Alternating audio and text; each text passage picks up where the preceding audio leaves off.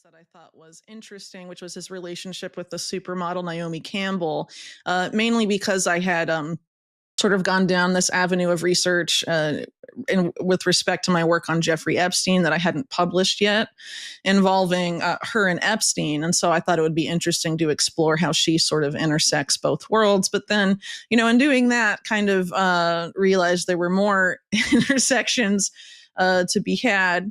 Including the current president, among other figures, Ron Burkle being another one. So it seemed worth exploring at least that broader network. And, a lot of the people, oligarch figures that pop up in my book, the Bronfman family, for example, I had an outsized influence on the record industry and on hip hop in the 1990s and beyond. And some of that intersects with other aspects of my Epstein research that I sort of explore with my co-author, CZ Means, at the end of, this first article. Hopefully it'll be a 3-part series, but, sometimes these things run a little long. We tend to do long-form journalism at Unlimited Hangout anyway, so it might be more than 3, but some of my past stuff sort of on things that were going on in the 1990s in the world of covert ops, sort of linking some of this unusual activity in the hip hop industry with allegations made by Gary Webb in his Dark Alliance series, and some of this, what I wrote about in my book, One Nation Under Blackmail, about Epstein's apparent involvement in arms trafficking during the first Clinton administration, what his 17 visits to the Clinton White House were about, and, why he had assisted on behalf of his, main patron, Leslie Wexner, relocating the Southern Air Transport airline, which had previously been CIA owned and had been the main Iran-Contra airline that had been involved in drug and arms trafficking for the benefit of the Contras in Nicaragua, how that was sort of repurposed in this period and sort of had teamed up with these corrupt actors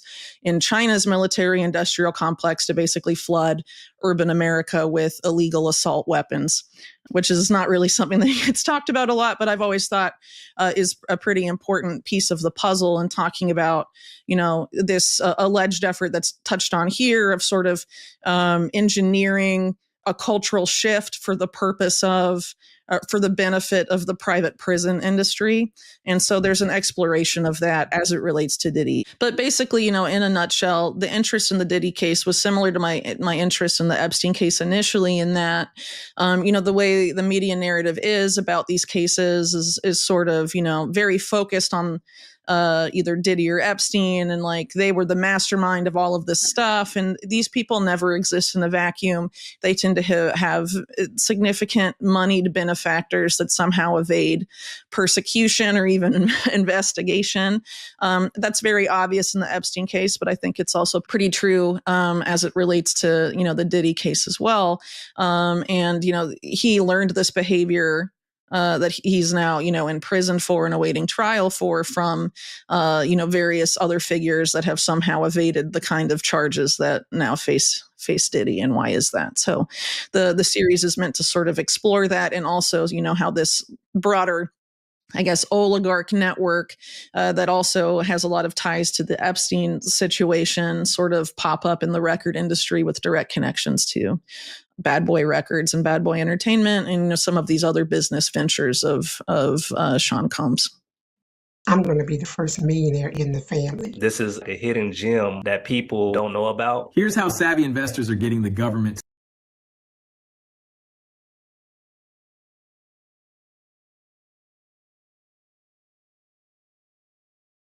Not sure how much my audience follows this, but do you mind giving just this for people who don't?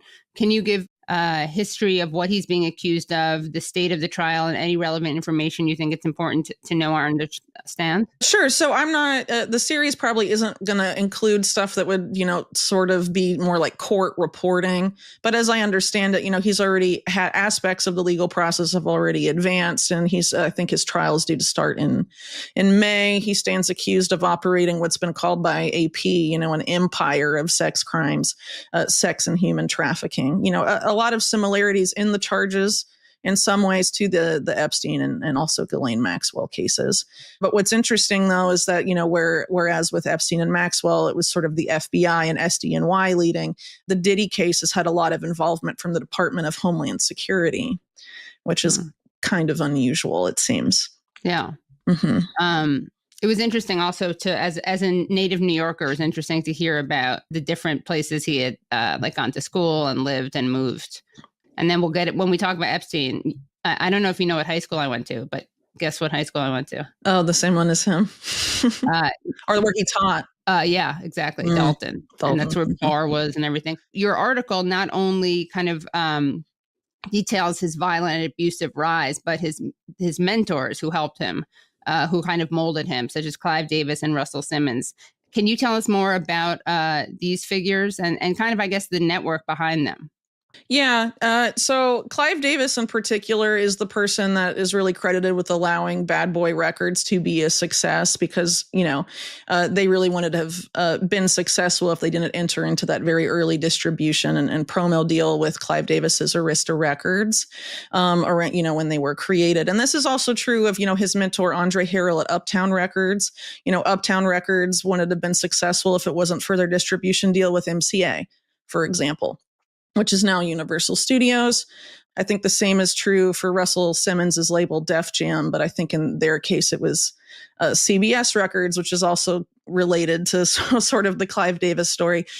Clive Davis was, at sort of the at a major post within the CBS recording subsidiaries.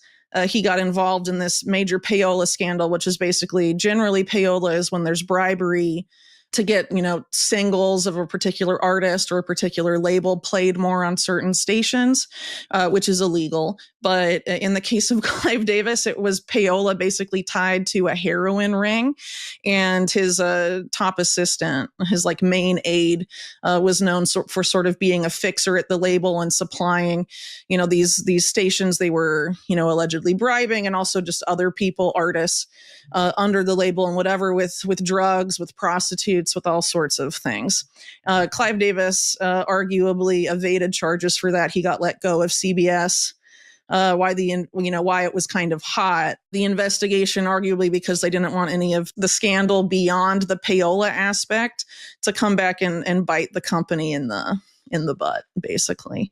And it was that heroin ring, by the way, was tied to organized crime interests. Mainly, I believe the Genovese crime family, which had kind of a long and storied history in the music industry through Roulette Records and figures like Morris Levy, who, for example, funded the first hip hop label, Sugar Hill. And so, there's basically been this organized crime effort to dominate those particular labels for some time. And Davis stands accused of people that were once close to, Combs and later became rivals, like Suge Knight, and also his former bodyguard Gene Deal, of sort of training Diddy in this using drugs and sex to control people. Right. And also allegedly Russell Simmons of Def Jam engaged in that same type of behavior and sort of mentored Diddy in that, because Russell Simmons was obviously important, not just for Diddy, but also for Andre Harrell at Uptown Records. And that's how, Diddy, Sean Combs, first entered the music industry. And Russell Simmons is interesting for a few reasons. One of the reasons I point out that it hasn't really gotten a lot of coverage is his very early connection in the 1990s. Obviously, Def Jam was successful by then. He became very involved with this guy who later became a famous Hollywood director named Brett Ratner, who, along with Simmons, has been accused of committing sex crimes. And so now Simmons is in Indonesia evading charges, and Ratner immigrated to Israel to avoid lawsuits related to sex assault. They're both accused separately and accused of engaging in that type of activity together.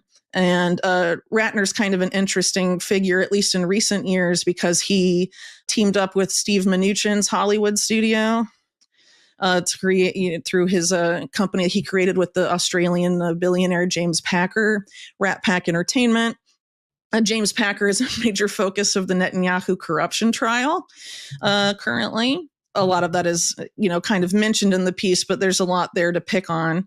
And Ratner was basically offered the opportunity to immigrate to Israel, apparently by Netanyahu, because a week before he did so, he was Netanyahu's a guest of honor at the UN alongside Alan Dershowitz, the former Epstein defense lawyer. So quite an interesting array of special guests to have at your UN speech. And Ratner and Packer were actually recently at Mar-a-Lago dining with Musk and Trump. And apparently Ratner is trying to make his Hollywood comeback after being banished basically because of all the litany of sex assault claims against him. He's directing the new Melania Trump documentary that's supposed to air on Amazon at the end of the year, on which Melania is an executive producer. So that'll be really objective. Yeah, and then oddly, around the same time, James Packer buys this property neighboring Mar-a-Lago in Florida that had previously been reserved for like the Secret Service and close friends of the Trump family. So interesting that a major figure in the Netanyahu corruption trial, who became Netanyahu's neighbor, and that's part of what the charge is about, is now kind of repeating the same thing. And one of the reasons I think Brett Ratner is really interesting and his team up with Russell Simmons is interesting is because Brett Ratner is very much involved with sort of the heir to Mayor Lansky, Al Malnick, who's this Miami businessman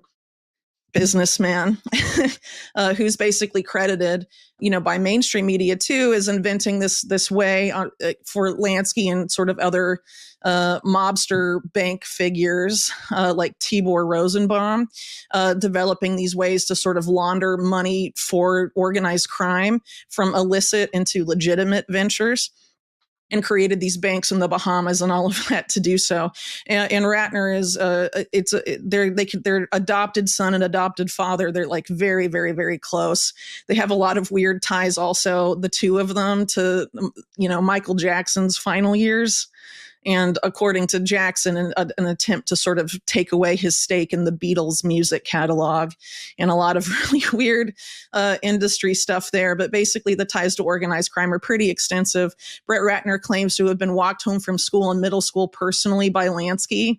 Doesn't really make a lot of sense, but that's his claim, and his ties to Al Malnick are kind of significant. So, in looking at a lot of these figures, there seem to be a lot of organized crime ties. And honestly, and I try and make this pretty clear in my book as well, organized crime, despite the public perception that's been developed, did not magically disappear in the 60s and the 70s and 80s. Arguably, it went in, the organized crime figures rebranded as philanthropists and as multinational corporations and as oligarchs. And because of this system that was developed allegedly by Malnick, but also others, they're able to sort of launder money from illicit into these legitimate ventures. And so that illicit money pumps up these legitimate ventures and allows them to become hugely successful and dominate their respective industries, among other things, or buy out competitors and consolidate. And because of, a lot of the legislation that was passed in the Reagan, Bush, and Clinton eras, and so on, industry consolidation was allowed to progress to points that were previously unthinkable in the United States, creating, basically quasi-semi-monopolies in a lot of our industries to the benefit of a relatively small clique of oligarchs who dominate the country now.